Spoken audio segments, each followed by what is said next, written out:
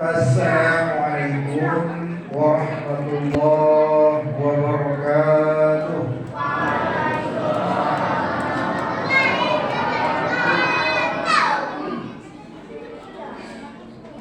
Alhamdulillahilladzi nahmaduhu wa nasta'inuhu wa nastaghfiruh wa na'udzu billahi min shururi anfusina wa min sayyiati a'malina.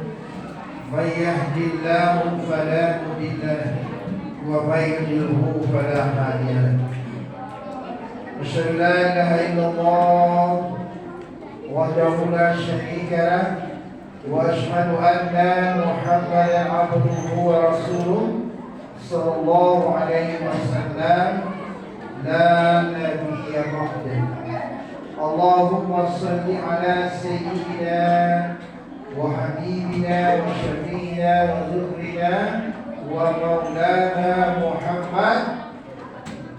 محمد صلى الله عليه وسلم.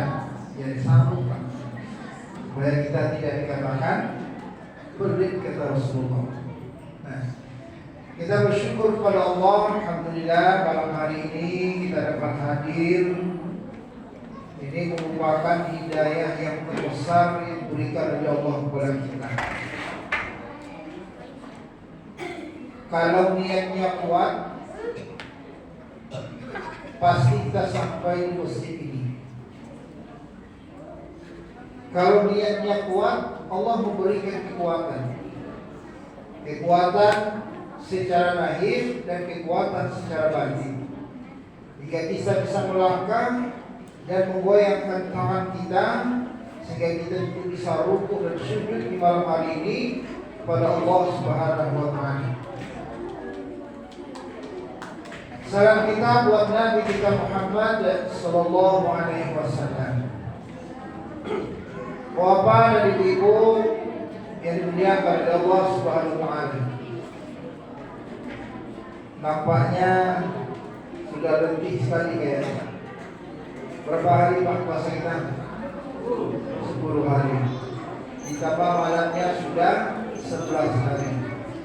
Memang cuaca agak sedikit menyengat, menguras energi, menguras tenaga kita, tapi yakinlah bahwa Allah telah sediakan buat kita tempat yang sebaik-baiknya bagi kita yang bersiam Ramadan dan berqiyam Ramadan.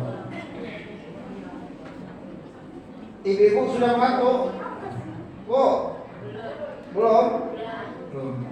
Anak-anak sudah siap catat nih? Tidak ada suara ya?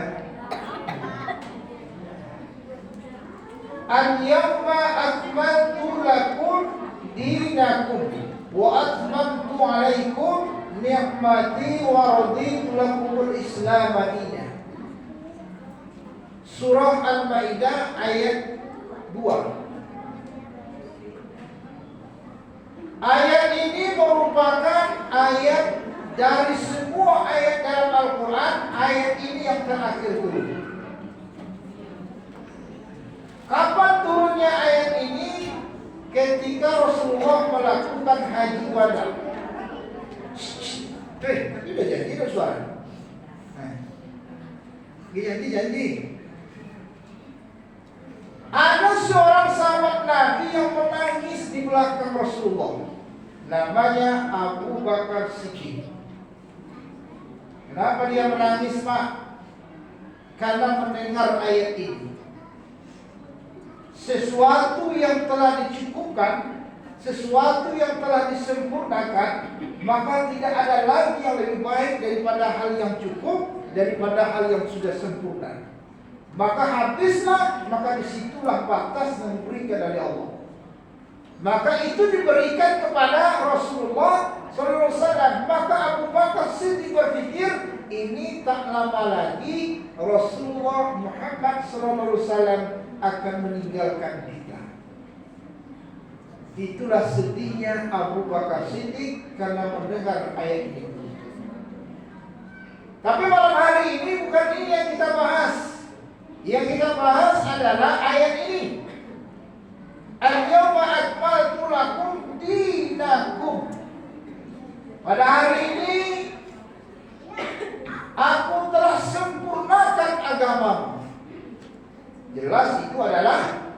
Islam. Telah aku cukupkan rezekimu. Pak, nah ada pikirannya jauh kali. Bapak mau tidak dicukupkan rezekinya hari ini? Mau? Kalau mau besok tak ada lagi. Sesuatu yang telah cukup, tidak ada lagi apa-apa. Coba kita minta tambah beli. Apa? Tambah apa? Cukup. Orang tak mau nambah lagi. Kenapa? Cukup. Tak ada lagi tambah. Cukup. Kalau bapak mau dicukupkan rezekinya malam hari ini, besok tak ada lagi. Kullu nafsin za'iqatul maut. Maka semua orang akan berkata, inna lillahi wa inna ilaihi raji'un. Bergetar juga kita ini. Belum cukup Ustaz. Masih mau hidup 100 tahun lagi. Niatnya kita kan begitu, mau cukup 100 tahun lagi. Berani 100 tahun lagi, berani. Jadi sampai 100 lagi akan memperbanyak kebaikan. Coba lihat, kenapa punya 100 tahun lagi? Betul tak dia? Banyak kebaikannya. Nah, sesuatu yang tersempurna tak ada lagi di atas kesempurnaan. Tidak ada lagi, maka turunlah ke bawah lagi. Inna ma'al usri yusra. Sesuatu ada kemudahan, ada kesulitan. Dikala kita ini naik, pasti akan sampai di ujung. Tak ada lagi ujung, itu pada seluruh. Begitulah itu. Nah, Bapak dan Ibu, tapi yang kita bahas malam ini bukan itu. Yang kita bahas itu adalah dinakum. Aku sempurnakan Islam ini sebagai agama. Jelas ayat itu mengatakan bahwa agama yang benar itu adalah Islam. Dinakum. Ada lagi ayat yang lain menjelaskan tentang yang lain. Kenapa Islam dikatakan sempurna? Karena semuanya sudah cukup di dalam Islam itu sendiri. Rasulullah mengatakan, "Buniyal Islamu ala khams. Asyhadu an la ilaha illallah wa asyhadu anna Muhammadar Rasulullah. Aqimus shalah wa atuz zakah, siyam Ramadan, hajjul bait." Itu Islam. Maka orang-orang alim mengumpamakan Islam ini sama dengan bangunan ini. Yang pertama adalah syahadat. Islam itu didirikan atas 5 unsur. Kalau kita mau membangun sebuah rumah, juga terdiri dari 5 unsur. Tolong Pak tukang ditentukan nanti kalau saya salah. Ada tukang rumah sini. Tukang rumah, tukang batu, tukang lonteng, tukang atap, itu tukang rumah semua nih, tukang bangunan. Ada 5 unsur antara Islam dengan rumah. Dalam Islam yang pertama adalah asyhadu an la ilaha illallah wa asyhadu anna Muhammadar Rasulullah. Itu adalah kalau dibawakan ke rumah, namanya adalah fondasi.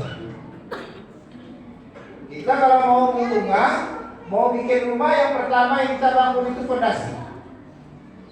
Air cukup, batu cukup, pasirnya yang bagus, batunya yang berkualitas. Kenapa? Supaya fondasi ini kuat. Kalau kurang airnya, fondasi kotor, semennya tak bagus. Mau menang proyek tender, semen kurangi, besinya kurangi, akhirnya tidak cocok. Setahun sudah ambruk rumah itu. Kenapa? Dikurangi. Hari itu korupsi dan nah ditentang oleh Pak Gubernur kan. Tempo itu berubah dia. Bagaimana nih? Semen kurang, batu tak bagus, airnya tak cukup, pasirnya pun tak cukup. Maka kalau bangun sebuah rumahnya, fondasinya kuat. Kenapa harus fondasi kuat? Karena banyak yang harus berdiri atas fondasi. Dalam Islam adalah syahadat. Saya bersaksi tiada Tuhan selain Allah. Itu fondasi yang utama. Tak boleh melenceng. Mintalah kepada Allah. Kita menyembah kepada Allah. Kita menyerahkan diri hanya kepada Allah. Jangan menyerahkan diri dan minta sesuatu selain kepada Allah. Aku Islam, ya. Sholat rajin, ya. Puasa dan tinggal. Tapi cara memintanya salah. Kenapa? Dia masih mendatangi dukun. Sholat rajin, Pak. Puasa dan tinggal, zakat bayar. Tapi dia masih percaya sama dukun. Tapi percaya sama tukang ramal. Rasulullah mengatakan, siapa yang mendatangi dukun, tukang ramal, datang dia ke situ, dia langkahkan kakinya, lalu apa kata dukun dia terima, lalu dia kerjakan. Apa kata Rasulullah? Ibadahnya, sholatnya, puasanya, dan ibadah yang lain tidak diterima oleh Allah selama 40 hari lamanya. Percuma puasa, percuma sholat. Kenapa? Masih meminta selain kepada Allah. Satu tukang sate, itu yang penyet. Satu lagi tukang gorengan. Padahal jualannya beda. Tapi karena sepi, minta juga ke dukun. Buat air kuah. Mata-matanya diserahkan dukun. Saya sering bercanda dengan orang ini. Apa? Tolong siram juga punya sedikit. Di mana minta tadi itu? Jauh di pasar. Mana itu? Di bengkong sana. Subhanallah. Untung belum tahu bayar orang itu udah mahal pula. Ada kalau mungkin ada, tetapi manfaatnya lebih sedikit daripada orangnya. Kaya juga dia, banyak juga duitnya, tapi ada saja yang terjadi pada dirinya. Maksudnya kan, anaknya ditabrak, dia patah, akhirnya bagaimana? Uangnya habis seperti itu juga. Dia tak berpikir meminta sesuatu kepada dukun dan tukang ramal itu hanya bersifat sementara, tapi coba minta kepada Allah. Apalagi di bulan Ramadan ini. ومن الليل فتهجد به نافلة لك عسى أن يبعثك ربك مقاما محمودا. Nun dikeinginkan malam, bangunlah kamu dan sujudlah, beristighfarlah, minta kepada Allah dan adukan semuanya kepada Allah. Ya Allah, saya ini banyak hutang. Ini besok tahun baru, acara baru nih ya. Di SD ada satu, SMP juga satunya Allah. Di SMA ini mau kuliah pula satunya. Gimana nih Allah? Minta kepada Allah sambil kita berusaha. Nah, Bapak dan Ibu, kalaulah doa kita didengar oleh Allah malam hari itu, bergetar rasanya, merinding bulunya, perpanjanglah doa itu, banyakkan ibadahnya. Mungkin Allah sedang mendengar doa kita di malam hari itu. Fatahajjad bihi nafilatan lak. Asa an yab'atsaka rabbuka maqaman mahmuda. Mintalah kepada Allah, jangan minta kepada manusia. Kalau kita meminta kepada manusia, siap-siaplah untuk kecewa. Orang kadang-kadang mau minta utang dia susah. Apalagi kita yang mau hutang. Kita mau hutangnya udah minggir dia. Dia jauh dia. Tahu pula orang tidak datang kita mau hutang dia. Berlari pintu ditutup. Nah, sekarang kalau baik itu mintalah kepada Allah dan yakin Allah akan beri. Wa idza sa'alaka 'ibadi 'anni fa inni qarib. Ujibu da'watad da'i idza da'an falyastajibu li wal yu'minu bi la'allahum yarshudun. Allah itu dekat, sedekat-dekatnya di dekat bulan leher kita. Pesanannya kita ini selalu meminta kepada Allah Subhanahu wa taala. Yang pertama yang kita bangun di rumah adalah pondasi. Fondasi sudah. Apa lagi yang kita bikin? Mulai pasang tiang. Tiang besi. Buat apa guna tiang? Supaya yang lain bisa menempel. Atap bisa dipasang, pintu bisa dipasang, jendela bisa dipasang, semuanya bisa dipasang. Kepada apa? Pada tiang. Di dalam sholat yang menjadi tiang adalah as-sholatu imaduddin. Sholat tiang agama. Coba kalau rumah tak punya tiang, bagaimana kita mau bangun dinding? Bagaimana kalau kita mau bangun atap? Cemana pintu mau ditempel? Tiang ini benar yang tidak ada. Cemana rumah mau bisa siap? Tiangnya tidak ada. Sama dengan sholat. Kalau kita tidak sholat, macam mana doa-doa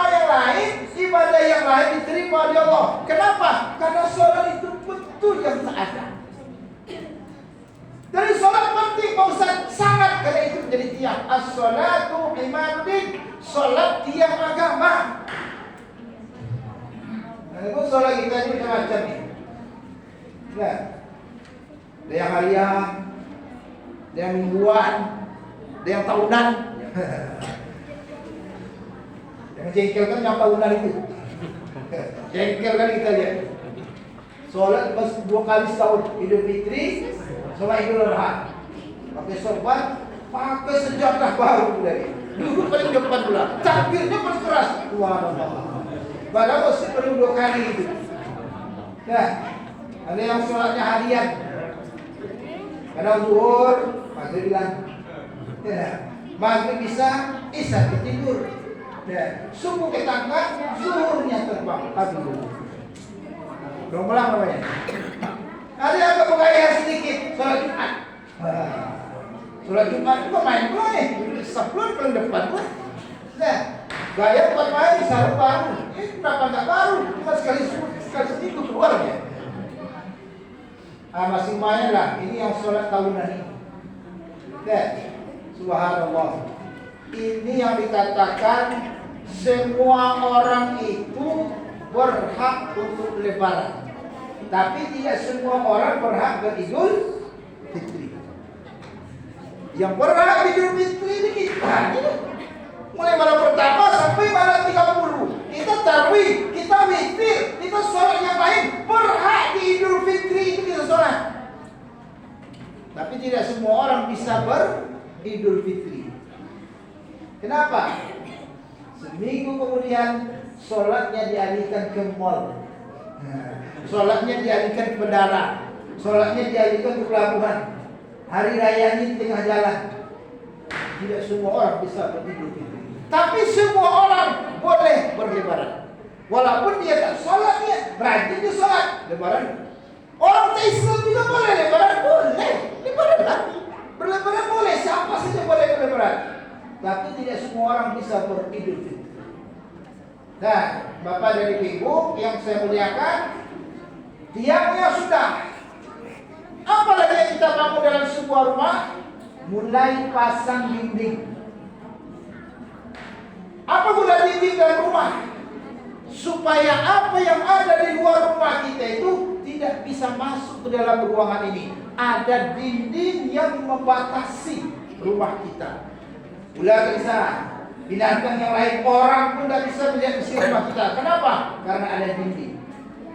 Di dalam Islam yang menjadi dinding adalah asyamu junnatun. Puasa adalah dinding. Orang yang berpuasa, dia mempunyai benteng dalam dirinya. Merokok orang di sampingnya, makan siang orang di sampingnya, dia tidak terganggu. Kenapa? Karena dia punya filter, karena dia punya benteng. Tidak terpengaruh dengan bau ayam goreng, ayam penyet, semua tidak terpengaruh karena dia punya benteng. Orang mau berkata apapun dia tidak peduli. Yang penting dia bisa menjaga lisannya, tangannya, dia berpuasa. Nah, Bapak dan Ibu, inilah fungsinya kita berpuasa. Tapi adakah orang yang berpuasa tak dapat pahala? Ada. Ini yang disinggung oleh Rasulullah. Kamin so'imin laisa lahu min siyami wal judi wal atas. Ini mungkin sudah sering disampaikan oleh kawan-kawan kembali yang lain. Berapa banyak orang yang berpuasa, tapi yang dia dapatkan haus dan lapar saja. Kenapa? Tak bisa menjaga lisan, tak bisa menjaga tangan, tak bisa menjaga mata, tak bisa menjaga telinga. Yang dia tahan cuma haus, lapar. Nah, Bapak dan Ibu, sudah dinding, kita cepat saja. Kalau dinding sudah terbuat, apalagi yang mulai kita bangun, kita mulai pasang pintu, pasang jendela. Buat apa pintu jendela? Pusat dan lubang ini adalah untuk saluran angin supaya masuk ke dalam ruangan ini. Kalau dindingnya semua tak ada pintu angin, panas kita Pak. Bisa muntah kita buka baju terus. Jadi bagaimana? Pasang pusatnya, pasang jendelanya. Bagaimana? Supaya angin itu bisa masuk sehingga pertukaran udara dalam ini. Yang kotor keluar, yang bersih masuk. Maka rumah kita itu bersih. Kenapa? Karena ada pintu, ada jendela cahayanya ada, maka bersihlah udara yang kita hirup. Coba kalau tidak ada, maka setiap hari kita menghirup udara-udara itu saja, busuk baunya, berkeringat itu, akhirnya sakit. Nah, akhirnya sakit. Kenapa? Karena kita menghirup udara yang kotor. Di dalam Islam yang fungsinya membersihkan adalah zakat. Kita punya zakat mal, bersihkan harta kita. Kita punya buah-buahan, zakat tijarah, bersihkan tanaman kita. Kita punya jiwa, bersihkan dengan zakat